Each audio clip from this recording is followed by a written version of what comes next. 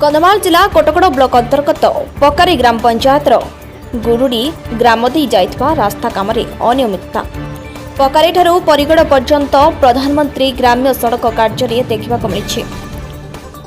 ग्रामांचल विकास पर राज्य और केंद्र सरकार कोटी कोटी टंका मंजूर करुछंती किंतु किछि ठिका संस्था तार सहयोग नहीं एही प्रकार निम्नमानर कार्य करी अर्थ हरिलोट करुवा ग्रामवासी कहते।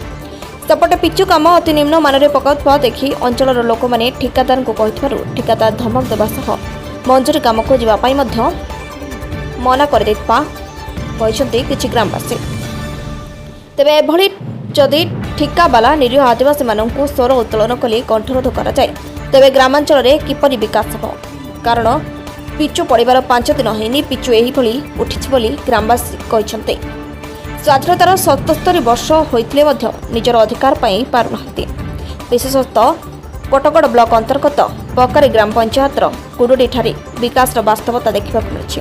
यह ग्राम 80 परिवार आदिवासी माने रहती किंतु आज पर्यंत यह ग्राम मौलिक सुविधा किछि नहीं। विशुद्ध पानीय जल विद्युत सेवा नेटवर्क सेवा पक्का रास्ता 77 वर्ष पर आरंभ होइछि ताहा भी निम्नमानर।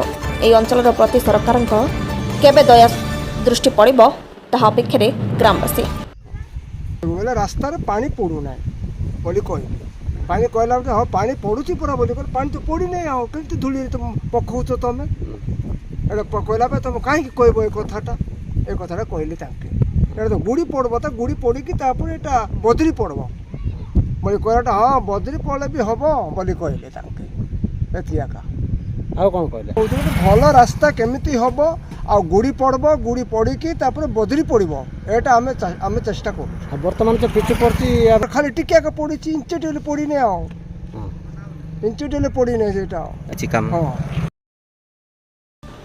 बालीगुड़ारू इसाक प्रधान का रिपोर्ट रिपब्लिक ओडिशा।